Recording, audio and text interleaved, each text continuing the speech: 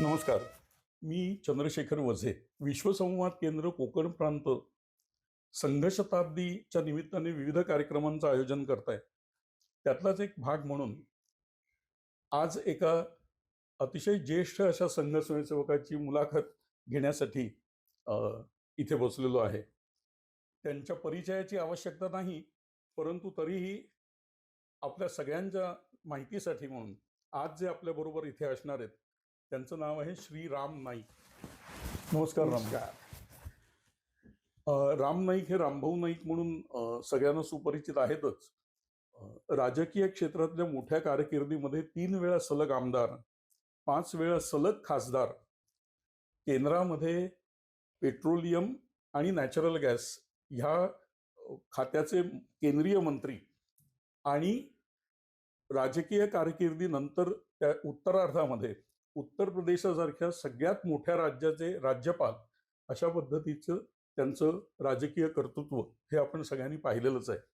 आज या मुलाखतीच्या दृष्टीने रामभाऊंना काही प्रश्न विचारत आणि त्यांच्या उत्तरांमधनं त्यांचा जीवनपट एक संघ स्वयंसेवक म्हणून सुद्धा कसा वेगवेगळ्या क्षेत्रामध्ये कामं करत असताना त्यांना तो समोर आलेला आहे, तो आपल्या सगळ्यांना ऐकायला मिळेल.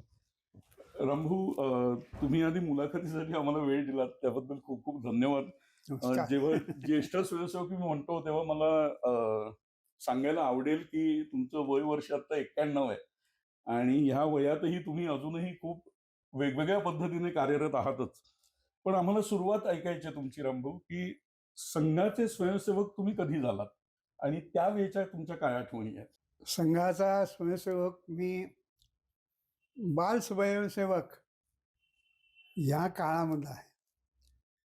माझे वडील सांगली जिल्ह्यातील आटपाडी या गावी जी औंध संस्थांची शाळा होती त्याचे मुख्याध्यापक होते.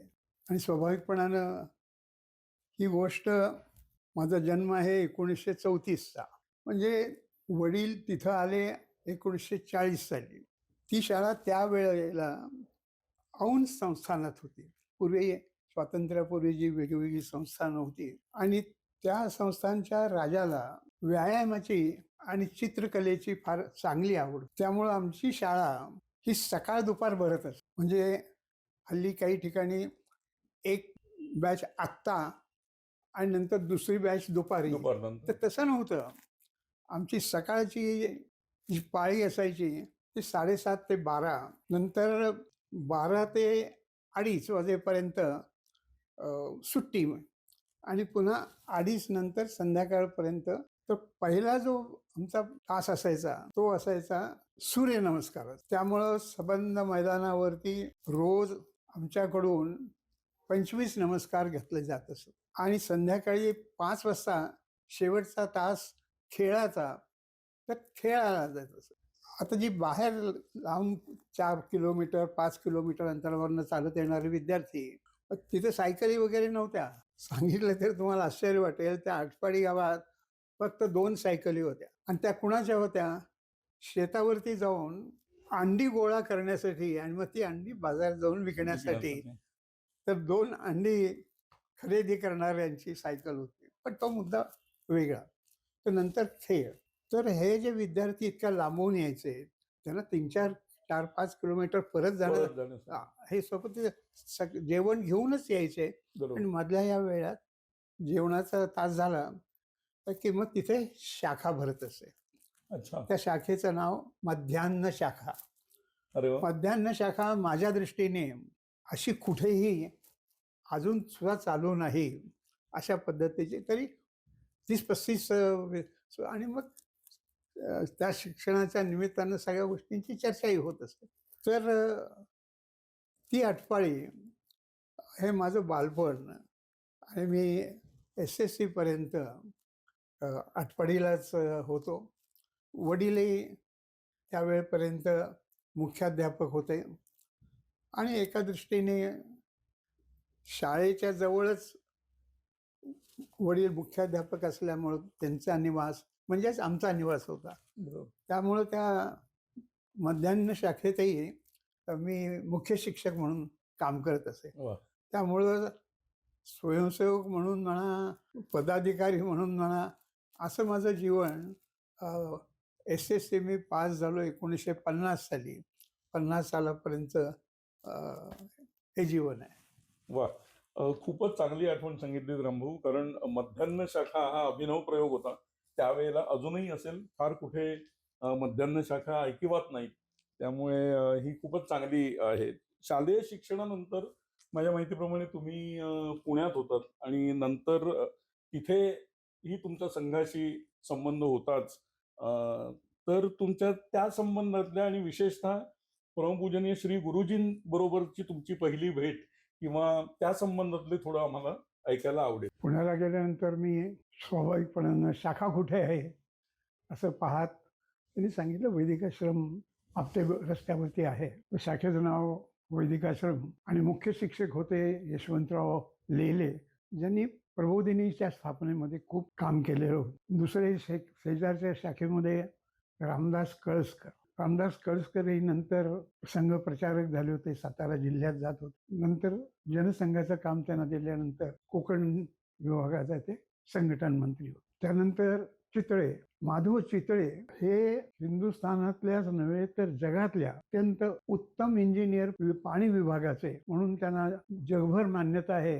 असे चांगलेच विद्यार्थी वगैरे त्यांचा संबंध असायचा आणि त्यामुळं संध्याकाळची शाखा आणि संध्याकाळची शाखा झाल्यानंतर तिथे जेवणाचा क्लब होता, तिथे सगळ्यांनी मिळून जेवायचं. अशी सुरुवात. आणि शाखा ही संपल्यानंतर, जेवण झाल्यानंतर प्रत्येकाने आपापल्या ठिकाणी. सुरुवातीला 2 वर्ष स्वयंसेवक म्हणून, नंतर एका गटाचा प्रमुख म्हणून आणि नंतर मुख्य शिक्षक. या कॉलेजमध्ये मला अनेक मित्र मिळाले आणि त्या मित्रांचा संबंध अजूनही चांगल्या प्रकारे आहे. जे आहेत ते, त्यातले बरेच गेलेले आहेत, कारण माझं आता वय 91 पूर्ण झालेला आहे. ते समकालीन थोडेच राहिलेले आहेत. अशा प्रकारे पुण्यातला हा प्रवेश आहे. आणि संघाचा मुख्य शिक्षक किंवा संघाचा कार्यवाह साधारणतः वर्षातनं एकदा परमपूजनीय गुरुजींचं पुण्याला येणं होत असे. आणि त्या ह्याच्यात या मुख्य शिक्षक अशा पर्यंतच्या वरच्या लोकांच्या बैठकी होत असतात. त्यामुळं बैठकीला जात असे, परंतु त्यांचा प्रत्यक्ष असा जवळून प्रवेश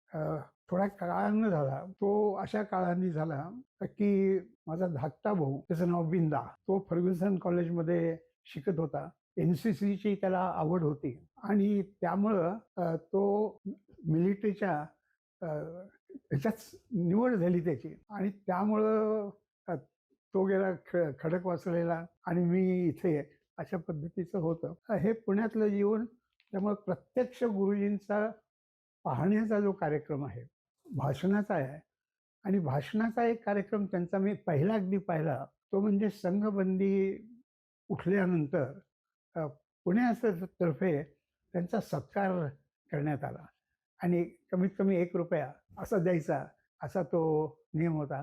आणि सुधीर फडक्यांनी त्यावेळेला वंदे मातरम हे गीत गायलं होतं. एक पहिला मोठा कार्यक्रम असा तो होता. संघाच्या दृष्टीनं आणखीन 2 गोष्टी सांगता येतील अशा आहेत. आणि ते म्हणजे उन्हाळ्यात भरणारे संघ शिक्षा वर्ग. पहिल्या संघ शिक्षा वर्गामध्ये मी 3ऱ्या वर्षाला असताना संघ शिक्षा वर्गाला गेलो होतो आणि साधारणतः 1 महिनाभर तो चालतो.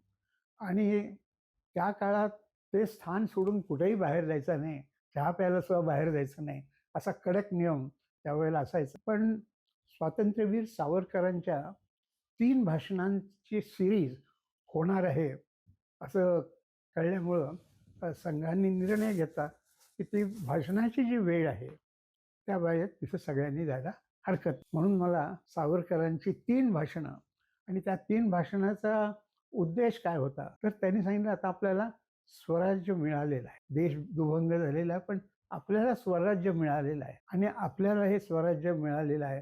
त्यामुळं आम्ही जी त्यांनी जी संस्था स्थापन केली होती अभिनव भारत, तर भारत आता स्वतंत्र झालेला आहे, म्हणून त्या संस्थेचं विसर्जन करण्याचा माझा विचार आहे.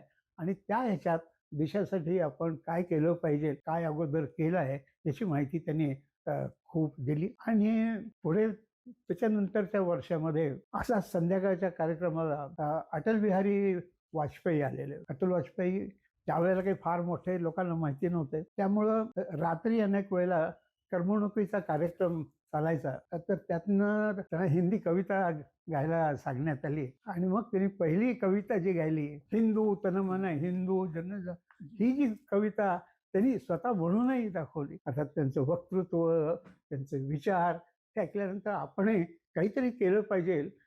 संघशाखा म्हणूनही, पण संघशाखेच्या अधिक सुद्धा ज्यावेळेला असं चांगलं दिसायला बघतो, त्यावेळेला स्वयंसेवकांनी ते ग्रहण केलं पाहिजे.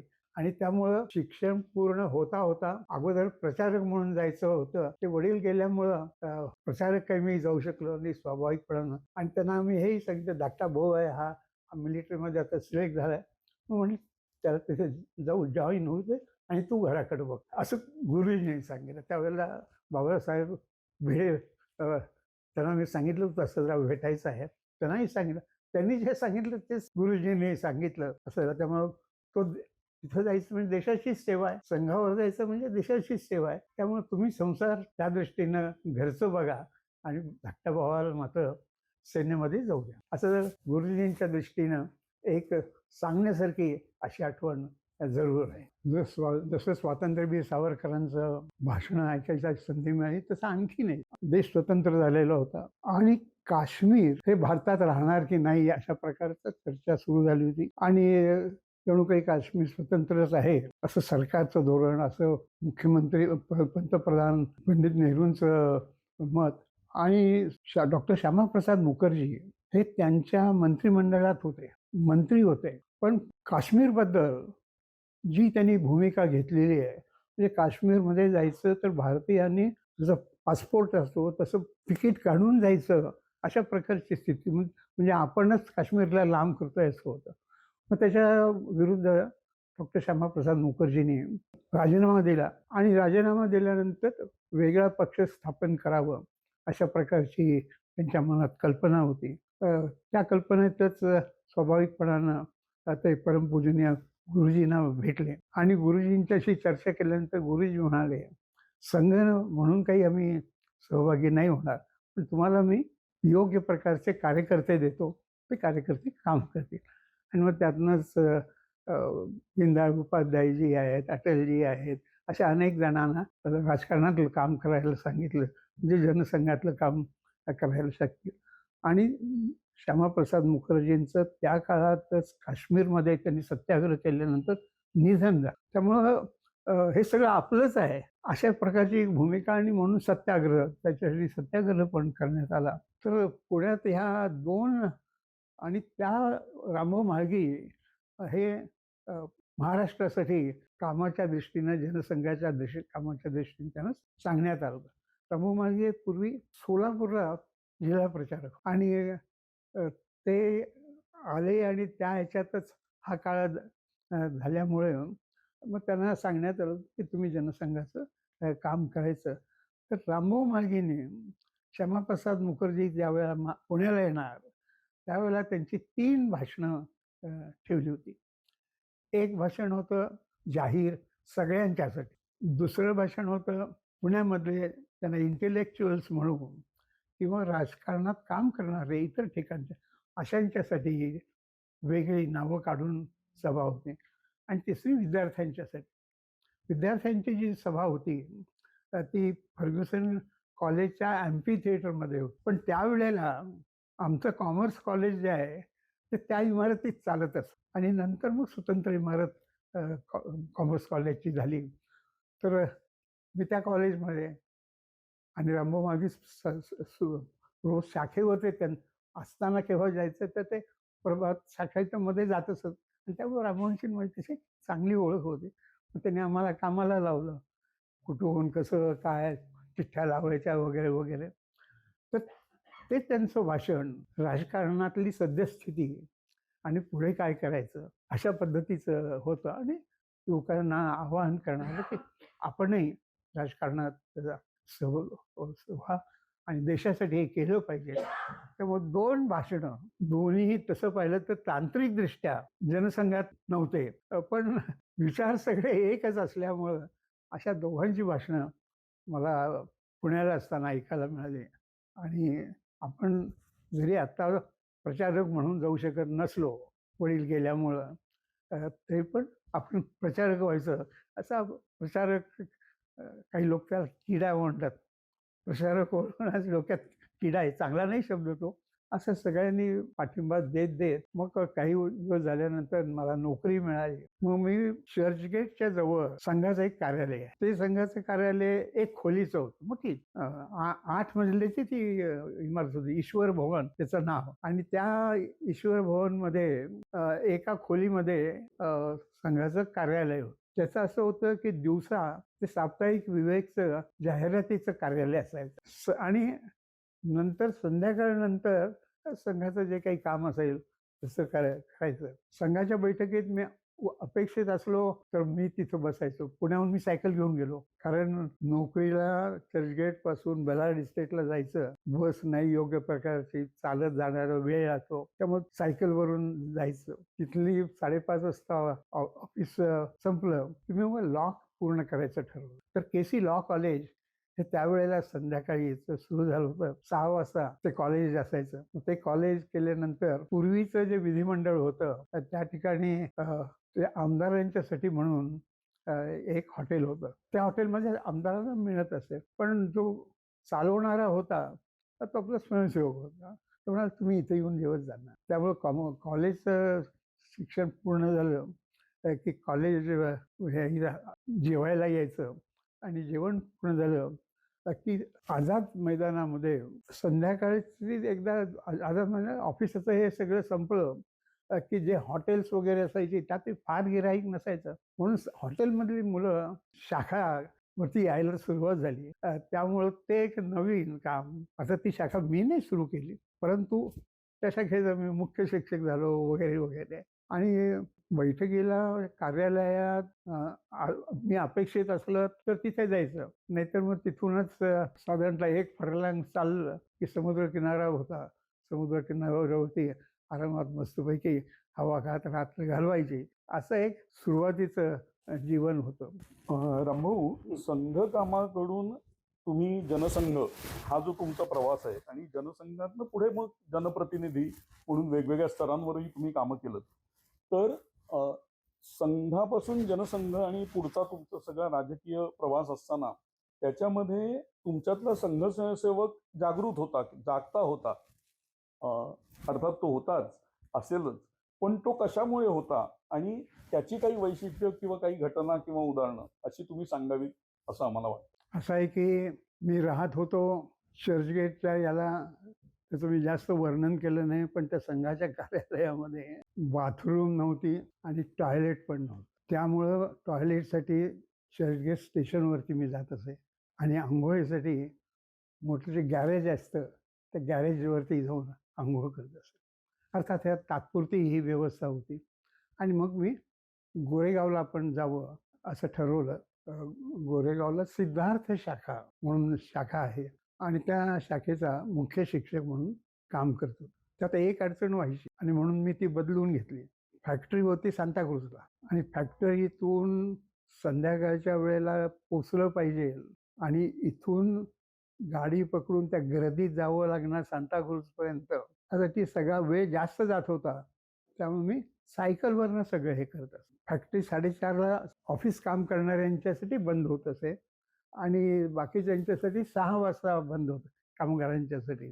तर मग इतकं लांब 6 वाजता पोचायचं आहे म्हणून ती सायकल तिकडे घेऊन मग घरी यायचं, असं होतं. तर ह्या सगळ्या ह्याच्यात इथे 1957 साली आपण संयुक्त महाराष्ट्र समितीत भारतीय जनसंघ पण होतो आणि भारतीय जनसंघाला एकीकडे एस.एम. जोशी आहेत, कॉम्रेड डांगे आहेत, अशी मोठी मोठी मंडळी आहेत. आणि इथं त्यावेळेला प्रचारक असलेले मधुकरराव महाजन हे समिती होती. ह्यात सगळ्यांनी सांगितलं, जनसंघाला आत्ता तुमची स्थापना झाली आहे, तुम्हाला कसली तिकीटं द्यायची. अशावरनं 5 तिकीटं द्यायचं ठरलं आणि त्या 5 तिकिटामध्ये 2 जिंकून आलो आपण. एक गोरेगावचं आणि दुसरं बोरिवलीचं. बाकी कुठे 3 नाही जिंकून आलो. तर त्यामुळं आता इकडं ह्या शाखेचा मी मुख्य शिक्षक आहे आणि प्राध्यापक कानिटकर गोरेगावातून निवडून आले. त्यांना त्यांच्या कामात मदत करायला आणि एकूणच जनसंघाचं काम मी केलं तर अधिक उपयुक्त होईल अशी सगळ्यांची कल्पना होती आणि ते काम म्हणजे आपलंच काम आहे अशा भूमिकेतनं कानिटकरांनी सांगितल्यामुळं त्यावेळेला ते अतिशय महत्त्वाच्या पदावरती होते. मुंबईचे अध्यक्ष वगैरेही काही काळ राहिले नव्हते. कॉलेज इथंच होतंच. त्यामुळं असा बदल झाला. म्हणून आणि इथं येऊन 4-5 महिन्यातच 2-3 शाखेमध्ये होते तर सदुव वैद्य अ, हे भेटले आणि मग आणखीन कोण आहे म्हणाले, "बा आपण भाड्याच्या खोलीत किती दिवस राहणार? आपण सोसायटी बनवूया." असा विचार केला आणि मग आम्ही मग आता स्वयंसेवक कोण आहेत ते घेतले तर बरं होईल. कारण उपनगरात माणसाशी येतात आणि त्यांना जागा हवी असते. असे 10 स्वयंसेवकांची नावं आणि आम्ही 12 जणांच्यासाठी आम्ही प्लॉट खरेदी केला. बिल्डिंग बांधली. तर बिल्डिंगमध्ये असं की सदैव वैद्य इंजिनियर एक काम सगळं त्यांनी पाहिलं. नंतर जी खरेदी करायची असेल कुठलीही, ती खरेदी माझ्यातर्फे व्हायची. कारण मी ज्या पदावर होतो, त्या पदावरती 3,500 कामगार काम करत असत. त्यामुळे सगळ्या गोष्टी तिथे लागत असत. त्यामुळं कोणतंही सामान मग एक इलेक्ट्रिक कंपनीमध्ये काम करणारा, एक हायड्रॉलिक डिपार्टमेंटमध्ये काम करणारा, असे स्वयंसेवक होऊन आम्ही 12 जणांची त्यात वामनराव वझे हे पण होते. त्यांचे मोठे भाऊ ते पण होते. अशा 12 जणांची सोसायटी बनवली आणि काही काळानंतर आणीबाणी आली. आणीबाणी संपली आणि त्यानंतर जनता पक्ष स्थापन करायचा आणि जनता पक्ष स्थापन झाल्यानंतर निवडणुका लढवायच्या. असं जे होतं त्यामध्ये मी ती निवडणूक लढवावी असं मला सांगण्यात आलं आणि त्याप्रमाणे मी बोरिवलीहून निवडणूक लढवायचं ठरवण्यात आलं. तिथून मी लढलो. कदाचित आपल्याला एका वेळेला असं वाटेल, गोरेगावातून का नाही? तर गोरेगावातून श्रीमती मृणाल गोरेंचा एक आग्रह होता, की त्यांचा एक कार्यकर्ता आहे. त्यांना रामभाऊ तुमचं काय आहे? तुम्ही कुठे गेलात तरी लोक तुमच्यासाठी काम करतील.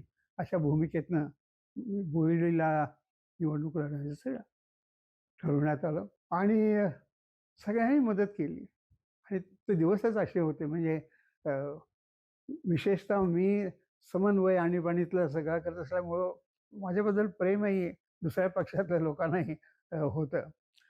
त्यामुळं मुंबईतच नव्हे तर संबंध महाराष्ट्रात मला सगळ्यात जास्त मतं मिळाली. पण त्याचा आनंद जो आहे तो तुम्ही कल्पना करू शकाल की कार्यकर्त्यांचा आणि माझा सुद्धा. पण एकाच मतदान केंद्रामध्ये फक्त 2च मतं होती.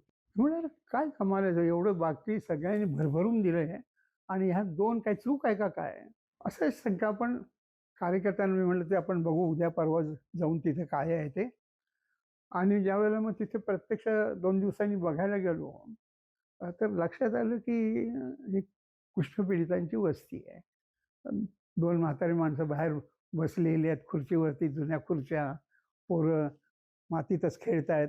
अशा प्रकारचं ते चित्र होतं. मी त्यांना विचारलं, तुम्ही का मतं दिली नाहीत मला? पण म्हणाला, तुमचं कोणी आलं नाही मतं मागायला सुद्धा आणि काँग्रेसवाला आला होता. म्हटलं, अरे खरं सांग. काँग्रेसवाले आले होते आणि ते म्हणाले, राम नाईक संघवाला आहे. हा संघवाला तुम्हाला भीक मागू देणार नाही. भीक मागणं हा अपराध आहे. त्यामुळे तो भीक मागू देणार नाही. आणि तुम्ही बेकायदेशीर दारू पण गाळता, दारू पण गाळून देणार नाही. भुके मराल तुम्ही सगळे लोक आणि म्हणून तुम्हाला मत नाही. अशा पद्धतीतून त्यावेळेला मग मला त्या चर्चेच्या दरम्यानच दीनदयाळजींची आठवण झाली. कारण ती 3 भाषणं त्यांची इथे झाली होती. त्यात त्यांनी आपलं राजकारण हे अंत्योदयासाठी आहे असं सांगितलं होतं. तर हे अंत्योदयच आहेत आणि ह्यासाठी आपल्याला काहीतरी केलं पाहिजे अशा प्रकारची भावना घेऊन मी कामाला सुरुवात केली. आता ह्या 2 गोष्टी सांगण्यासारख्या आहेत. एक तर कुष्ठपीडितांचं हे काम घेऊन मी केवळ बोरिवलीपुरतं नव्हे, तर साऱ्या देशासाठी एक पद्धत आहे, त्याप्रमाणे संसदेला अर्ज करता येतो कोणालाही.